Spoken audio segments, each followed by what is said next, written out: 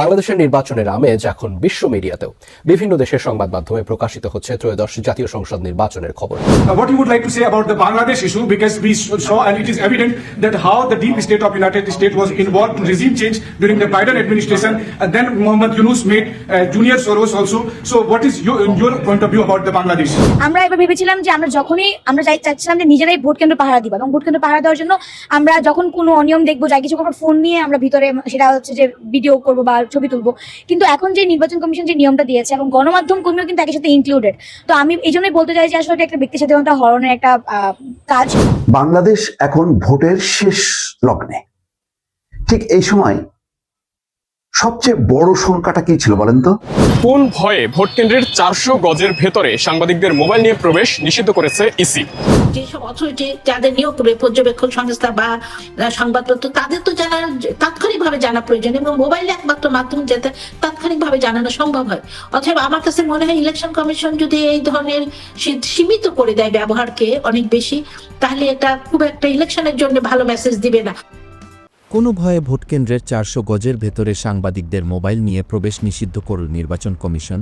তবে কি সত্যিই কোনো অস্বচ্ছতা আড়াল করার চেষ্টা চলছে? এরই মধ্যে সামাজিক যোগাযোগ মাধ্যমে গুঞ্জন উঠেছে, বাংলাদেশের নির্বাচন কমিশন নাকি আন্তর্জাতিক চাপের মধ্যে রয়েছে। কেউ কেউ দাবি করছেন মার্কিন যুক্তরাষ্ট্রের প্রভাব, এমনকি ডোনাল্ড ট্রাম্পের অবস্থানের সঙ্গেও নির্বাচন পরিচালনার সম্পর্ক রয়েছে। তাহলে হঠাৎ করে এমন সিদ্ধান্ত কেন নিল ইসি? নির্বাচনের স্বচ্ছতা নিয়েই কি বাড়ছে প্রশ্ন, নাকি এটি শুধুই নিরাপত্তাজনিত ব্যবস্থা? প্রিয় দর্শক, পুরো বিষয়টি বিস্তারিত জানতে প্রতিবেদনটির বাকি অংশে আমাদের সাথেই থাকুন। কমিশন কর্তৃক জানানো হয়েছে ভোটের দিন ভোট কেন্দ্রের 400 গজের মধ্যে কেউ মোবাইল ফোন নিয়ে প্রবেশ করতে পারবে না। এই সিদ্ধান্তকে আপনি কিভাবে দেখছেন? আসলে আমরা এবার বাংলাদেশে সব থেকে সুষ্ঠু নির্বাচন দেখবো বলে এই প্রত্যাশায় আছে যে বাংলাদেশের স্বাধীনতা 54 বছরই সব থেকে সুষ্ঠু নির্বাচন হবে।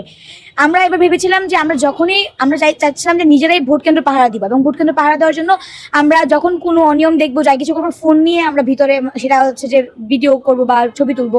কিন্তু এখন যে নির্বাচন কমিশন যে নিয়মটা দিয়েছে এবং গণমাধ্যম কর্মীও কিন্তু একই সাথে ইনক্লুডেড, তো আমি এই জন্যই বলতে চাই যে আসলে এটা একটা ব্যক্তি স্বাধীনতা হরণের একটা কাজ। আমি চাই না যে কখনোই এইভাবে আসলে সুষ্ঠু নির্বাচন হচ্ছে না হচ্ছে সেটা সবার দেখার অধিকার আছে। সেখানে ফোন নিয়ে যদি কোনো অনাকাঙ্ক্ষিত ঘটনা হয়, সেটাকে ভিডিও করার, রেকর্ড করার অধিকার প্রত্যেকটা নাগরিকেরই আছে। আমার মনে হয় যে আমিও সবাইকে আহ্বান করবো, আপনারা ভোট কেন্দ্রে যাবেন, ফোন নিয়ে যাবেন, যদি কোনো অনিয়ম অবিচার দেখেন অবশ্যই সাথে সাথে সেটা ভিডিও রেকর্ড করে ছবি তুলে আপনারা হচ্ছে যে পোস্ট করে দেবেন সাথে সাথে। তার মানে কি আপনি মনে করছেন নির্বাচন কমিশনের এই সিদ্ধান্ত বহাল থাকা উচিত কিংবা পরিবর্তন করা উচিত? অবশ্যই নির্বাচন কমিশনের এটা নিয়ে দুবার ভাবা উচিত, বিকজ আমরা সাধারণ মানুষজন যারা ভোট দিতে যাবো, ভোট যখন দিতে যাবো তখন হয়তো ফোন আমাদের অ্যালাউ না করতে পারে, কিন্তু বাকি সময়টাতে আসলে কেন ফোন অ্যালাউ করবে না, এবং একই সাথে গণমাধ্যম কর্মীকেও আসলে তারা কোথায় কোথায় পর্যন্ত যেতে পারবে সেটা একটা স্পষ্ট ধারণা দেওয়া উচিত। আমি যদি এই মোবাইলটা না নিয়েই যেতে পারি, আমি তো বিচ্ছিন্ন থাকবো। আমার এই জিনিসটা বুঝি না যে এই যে পারসেপশন গুলো আসে যে মোবাইল ফোন নিয়ে গেলে ভোটের মধ্যে অনেক কিছু হয়ে যাবে। আপনারা কি মনে করেন এই 400 গজের মধ্যেই সবকিছু হয়? এই জিনিসটা আমার কাছে এমন একটা জিনিস মনে হয়েছে যে হীরক রাজার দেশে যে আগে আমরা বলতাম যে এই যে ফ্রিডম অফ স্পিচ আমাদের থাকে, এইটাকে এইভাবে রুদ্ধ করার জন্য যে শুভবুদ্ধি যাদের মাথা থেকে আসে, তারা আসলে এই পদে থাকার যোগ্যতাই অর্জন করেন না। ওনারা হয়তো এসি রুমে বসে এরকম ডিসিশন নেন, এগুলোকে আমরা আউট অফ দ্য বক্স বলি, কিন্তু negative out of the box. আমরা গত নির্বাচনগুলো দেখেছি যে ভোট কারচুপির এক ধরনের সমস্যা দেখা দিয়েছে, তো এইবার যে হবে না তার কোনো গ্যারান্টি নাই। এই জন্য আমি মনে করি মোবাইল ফোন একটা এভিডেন্স, যেটা আমি স্বচক্ষে যেটা দেখছি, এটা আমার কোনো প্রুফ না। আমি আইসা যদি বাইরে বলি ভিতরে ভোট চুরি হচ্ছে, এটা কেউ বিশ্বাস করবে না, কিন্তু আমার হাতে যদি মোবাইল ফোন থাকে আমি অন্তত ওটা এভিডেন্স হিসেবে ইউজ করতে পারবো। আর এখন মুখের কথা কোনো ভ্যালু না, এক এক সময় এক একজন এক এক রকম কথা বলতেছে। এই জন্য আমি মনে করি যে এই মোবাইল ফোন ক্যারি করাটা ইম্পর্টেন্ট। আর মোবাইল ফোন এমন কিছু না যেটার কারণে কোনো সমস্যা হতে পারে, আর এটা ওদের সেফটির জন্য বলতেছে, বাট আমাদের সেফটিও দরকার আছে এখানে। আর একটা মানুষ ভোট দিতে আসবে, অনেকের সাথে অনেকের দেখা করবে, তো এই জন্য কমিউনিকেশনের জন্য মোবাইল ফোন দরকার আছে। আর মোবাইল ফোন তো আমি কোথাও রেখে আসতে পারবো না, ওই সিস্টেমও নাই। তো আমি মনে করি যে মোবাইল ফোন নিয়ে যাওয়ার একটা ব্যবস্থা করা উচিত। মোবাইল ফোন ক্যারি করাটা জরুরি, হ্যাঁ, এখন নতুন সিস্টেম করছে, ওরাও ভেবে চিন্তে করছে, বাট আমি মনে করি না যারা ভোট দিতে যাবে ভোট কেন্দ্রে তাদের মোবাইল ফোন ইভেন ওরা যদি 400 গজের ভিতরে না ঢুকতে পারে, মোবাইলটা রাখবে কোথায়, এটা নিয়ে একটা প্রবলেম হয়। সো আমি মনে করি যে অ্যালাউ করাটা উচিত, বাট একটা ভিতরে হয়তো সিস্টেমেটিকলি অথবা ফোন ইউজ না করা দেওয়াটা, মানে ওইখানে যদি কোনো সিস্টেম করা যায় ফোন রাখার মতো, তাহলে এরকমভাবে করা যেতে পারে। বাট আমি মনে করি যে একটা বেশি হ্যাসেল হতে পারে 400 গজের ভিতরে যদি না দিতে দেয়, ইউজ করতে না দেয়। তার মানে কি আপনি মনে করছেন এই সিদ্ধান্ত রাখা উচিত বা পরিবর্তন করা উচিত? আমি মনে করি পরিবর্তন করা উচিত। বিষয়টি আসলে দুই রকম ইফেক্ট করতে পারে, কিন্তু দেখা যাচ্ছে যে এরকম একটা বাধ্যবাধকতা দিয়ে দেওয়া আসলে উচিত হয়নি, কারণ মোবাইল একটা ইমার্জেন্সি বিষয়। এই কারণে যেহেতু যে কেউ নিতে যেতে পারে, এটা পরীক্ষার হল না যে মোবাইল নিয়ে যাওয়া যাবে না। এখন কারোর ইমার্জেন্সি কোনো দরকার লাগতে পারে, এই ক্ষেত্রে যে মোবাইল ব্যবহার একেবারে নিষিদ্ধ করে দিচ্ছে, এই বিষয়ে আমি একমত হতে পারলাম। যে দেশবাসী এবং আওয়ামী লীগ সাবধান। আমি কেন বলছি যে দেশবাসী এবং আওয়ামী লীগ সাবধান, তার কিন্তু কারণ আছে। আপনারা জানেন যে 12 তারিখে ইন্টারিম গভর্নমেন্ট তথাকথিত একটি নির্বাচনের দিকে যাচ্ছে। যদি আমি এখনো এই মুহূর্তে বলছি আপনাদেরকে নির্বাচন হবে না, দেশে একটা অরাজক পরিস্থিতি তৈরি হবে। এবং আপনারা এই মুহূর্তে আমার ভিডিওটা যখন শুনবেন বা দেখতে যাবেন, তখন বাংলাদেশ বিমান বাহিনী, নৌবাহিনী, সেনাবাহিনী, পুলিশ, ডিজিএফআই, এনএসআই সকলে মিলে একটা বৈঠক আছে গুরুত্বপূর্ণ। আর এদিকে আপনারা সকলেই জানেন যে গতকাল আমাদের পাম্পাস উপদেষ্টা স্বরাষ্ট্র উনি বলেছেন যে প্রচুর পরিমাণের সৈন্য পাঠাতে হবে বর্ডারের কাছে, 8 কিলোমিটারের ভেতরে। যদিও সেনাবাহিনী পাঠানো যায় না, তারপরে ওনারা সেনাবাহিনী পাঠাবেন।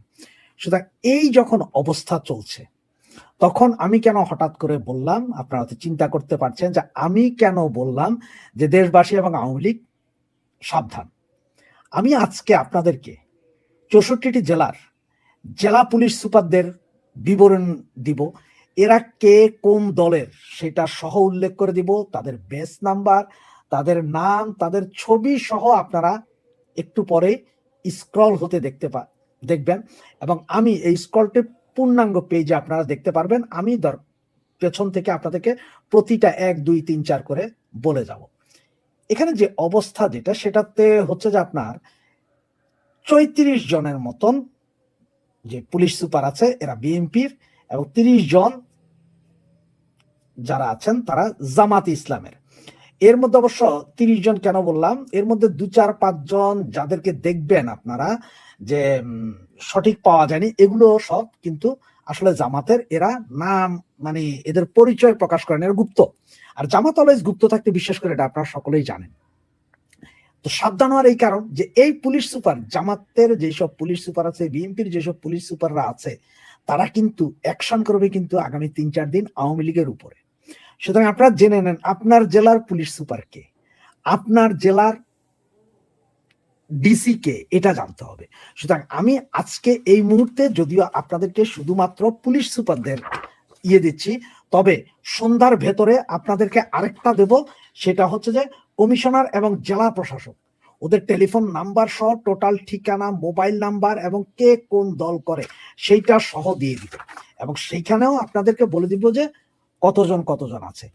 তো চলুন কথা না বাড়িয়ে আমরা সরাসরি সেই জায়গাটাই চলে যাই যেখানে আমাদের যাওয়া এক্ষুনি প্রয়োজন।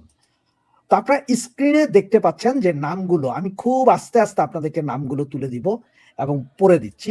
যে জেলা পুলিশ সুপারদের বিবরণী: ক্রমিক নং 1 ঢাকা মোহাম্মদ মিজানুর রহমান, ব্যাচ 25, উনি বিএনপি সমর্থিত। 2 গাজীপুর মোহাম্মদ শফিক উদ্দিন, উনিও ব্যাচ 25, উনিও বিএনপির। নারায়ণগঞ্জে আছে মোহাম্মদ মিজানুর রহমান মুন্সি, উনিও ব্যাচ 25, উনি জামাত ইসলামের। এরপরে আসুন দেখুন, নরসিংদীতে আছে মোহাম্মদ আব্দুল্লাহ আল ফারুক, কট্টরপন্থী বিএনপি। এরপরে আছে মোহাম্মদ মিজানুল আলম, উনি মুন্সিগঞ্জের বিএনপি। মানিকগঞ্জের মোহাম্মদ সরোয়ার আলম, বিপিএম জামাত ইসলামীর। টাঙ্গাইলের আছে মোহাম্মদ শামসুল আলম সরকার, উনি বিএনপির। কিশোরগঞ্জের doctor S M Farhad Hossain, Jamaat Islam. ফরিদপুরে আছেন মোহাম্মদ নজরুল ইসলাম, জামাত ইসলাম। গোপালগঞ্জে আছেন মোহাম্মদ হাবিবুল্লাহ, জামাত ইসলাম। মাদারীপুরে আছে এতেশামুল হক, জামাত ইসলাম। এরপর আছে রৌনক জাহান, বিএনপি শরীয়তপুর। রাজবাড়ীতে আছে মোহাম্মদ মঞ্জুর মোর্শেদ, বিপিএম জামাত ইসলামের। চট্টগ্রামের আছে মোহাম্মদ নাজির আহমেদ খান, উনি নিশ্চিত জানা যায়নি, তবে ওনার নিয়োগটা নাকি সম্ভবত বৈছা মানে বৈষম্য বিরোধী ছাত্র আন্দোলন আলারাই এটা করিয়েছে, এবং সেখানে খান তালাত মাহমুদ রাফি জড়িত। এই লোককে প্রায় আপনার 60 লক্ষ টাকায় তাকে এখানে এনে দেওয়া হয়েছে। এরপরে আছে কক্সবাজারে ANM সাজেদুর রহমান, উনি বিএনপি করেন। এবং কুমিল্লায় আছে মোহাম্মদ আনিসুর রহমান, কট্টরপন্থী বিএনপি। ফেনীতে মোহাম্মদ শফিকুল ইসলাম, উনিও বিএনপি। নোয়াখালী TM মোশাররফ হোসেন, জামাত ইসলাম।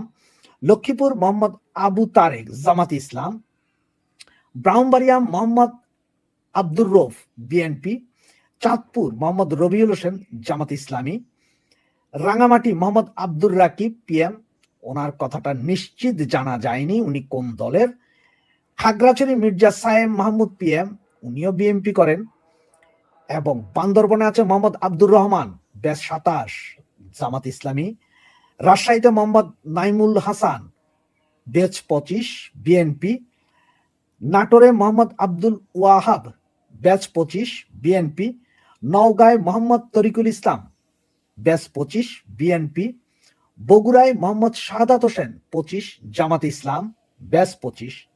জয়পুরহাট মিনা মাহমুদা, PM, PPM, নিশ্চিত জানা যায়নি এই মহিলা, তবে যতটুকু শোনা যাচ্ছে এটাও বৈছার। পাবনায় মোহাম্মদ আনোয়ার জাহিদ, জামাত ইসলাম। সিরাজগঞ্জ মোহাম্মদ সাইফুল ইসলাম, বিএনপি। চাঁদপুরে গৌতম কুমার বিশ্বাস, উনিও এখন বিএনপি। খুলনায় মোহাম্মদ মাহবুর রহমান, বিএনপি। যশোরে মোহাম্মদ রফিকুল ইসলাম, বিএনপি। সাতক্ষীরায় মোহাম্মদ আরেফিন জুয়েল, বিএনপি। এছাড়াও আছে ঝিনাইদহে মোহাম্মদ মাহফুজ আফজাল, জামাত ইসলাম। Magura Mohammad Habibur Rahman, BNP. Narail Mohammad Al Mamun Sikdar, BNP. Bagerhat Mohammad Hasan Chowdhury, BPM, Jamaat Islami করেন উনি। কুষ্টিয়ায় মোহাম্মদ জসিমউদ্দিন, PPM, বিএনপি। মোহাম্মদ মনিরুল ইসলাম চুয়াডাঙ্গা, জামাত ইসলাম। মেহেরপুরে আছে উজ্জ্বল কুমার, উনি নিশ্চিত জানা যায়নি উনি কোন দলের। বরিশালে আছেন ফারজানা ইসলাম, জামাত ইসলামী। পটুয়াখালীতে আছেন মোহাম্মদ আবু ইউসুফ, BPM, বিএনপি। ভোলায় মোহাম্মদ শহীদুল্লাহ কাউসার, PPM, বিএনপি। পিরোজপুরে আছেন মোহাম্মদ মঞ্জুর আহমেদ সিদ্দিকী, জামাত ইসলামী। বরগুনায় আছেন মোহাম্মদ কুদরতি খুদা, PPM, বিএনপি করেন উনি। ঝালকাঠিতে আছেন মোহাম্মদ মিজানুর রহমান, উনি বিএনপি করেন। সিলেটে কাজী আক্তার উল আলম, উনিও বিএনপি করেন। মৌলভীবাজারে মোহাম্মদ বিল্লাল হোসেন, জামাত ইসলাম করেন। হবিগঞ্জ ইয়াসমিন খাতুন, উনি জামাত ইসলাম করেন। সুনামগঞ্জে আছে ABM Zakir Hossain, batch 25, BNP করেন। মোহাম্মদ মারুফ হুসাইন, ব্যাচ 25, জামাত ইসলাম করেন। মোহাম্মদ জেদান আল মুসা, PPM, উনি বিএনপি। মোহাম্মদ বেলাল হোসেন, বিএনপি করেন ঠাকুরগাঁয়ে। এবং দিনাজপুরে ছিলেন আপনার মোহাম্মদ জেদান আল মুসা, BPM। পঞ্চগড়ে মোহাম্মদ রবিউল ইসলাম, তাবলিগ জামাত। নীলফামারী শেখ জাহিদুল ইসলাম, PPM, বিএনপি করেন। লালমনিরহাট মোহাম্মদ আসাদুজ্জামান, জামাত ইসলাম করেন। কুড়িগ্রামে খন্দকার ফজলে রাব্বি, PPM, উনি বিএনপি করেন। গাইবান্ধাতে মোহাম্মদ জসিমউদ্দিন, ব্যাচ 25, বিএনপি করেন। ময়মনসিংহে মোহাম্মদ মিজানুর রহমান, ব্যাচ 25, বিএনপি করেন। জামালপুরের জনাব ডক্টর চৌধুরী মোহাম্মদ জাবের সাদেক, বিএনপি করেন। শেরপুরে মোহাম্মদ কামরুল ইসলাম, জামাত ইসলামী। এবং সর্বশেষ নেত্রকোনা মোহাম্মদ তরিকুল ইসলাম, ব্যাচ 27, উনি জামায়াতে ইসলামী করেন। তো আপনারা এতক্ষণ যা শুনলেন বা যা দেখলেন, তাতে এখানে কোনো কিছুই ছলচাতুরির কোনো প্রশ্রয় নেওয়া হয়নি। আমি আপনাদেরকে পুরোপুরি জিনিসটা দেখানোর চেষ্টা করেছি যে কে কোন দল করেন এবং কিভাবে এই পুলিশ প্রশাসনটাকে সাজানো হয়েছে। তো কালকে ডিসিদের লিস্টও আমি দিয়ে দিব, সন্ধ্যার ভিতরে আপনারা পেয়ে যাবেন কে কোন দল করে, ওদের মোবাইল নাম্বার এবং সব সহ। এবং এখানে দেখেন এই যাদের নাম বললাম জামাত ইসলামের যারা আছে, এরা এক সময়কারের দুর্ধর্ষ শিবিরের ক্যাডার ছিল। এরা চাকরিতে নিয়োগ পেয়েছে, এখন জামাতের পারপাস সার্ভ করছে। আর এদের প্রধান কাজ হচ্ছে যে কোনো মূল্যে হোক আওয়ামী লীগের নেতা কর্মীদেরকে আরো বেশি বেশি হত্যা করা, এটাই হচ্ছে যে তাদের মূল পরিকল্পনা। তো চোখ রাখুন রাশেদ স্পিচের পর্দায়, আপনাদের জন্য নিয়ে আসবো সবকিছুই। আগামী একদিনের ভেতরে সমস্ত প্রশাসনের কে কোথায় কোনভাবে আছেন, কোন দল করেন, আপনাদের কাছে প্রকাশ করে দেব। জয় বাংলা, জয় বঙ্গবন্ধু। তো প্রিয় দর্শক, এতক্ষণ আমাদের সাথে থাকার জন্য আপনাদের অসংখ্য ধন্যবাদ। আর হ্যাঁ, আজকের এই উক্ত বিষয়টি হতে আপনারা কি বুঝতে পেরেছেন তা অবশ্যই আমাদের কমেন্ট করে জানাতে ভুলবেন না। আর হ্যাঁ, আপনি যদি আমাদের এই চ্যানেলে নতুন দর্শক হয়ে থাকেন তাহলে অবশ্যই চ্যানেলটি সাবস্ক্রাইব করে বেল বাটনটি অন করে রাখবেন। আজকের মতো এখানে বিদায় নিচ্ছি, দেখা হচ্ছে অন্য কোনো একটি ভিডিওতে। ভালো থাকবেন সবাই।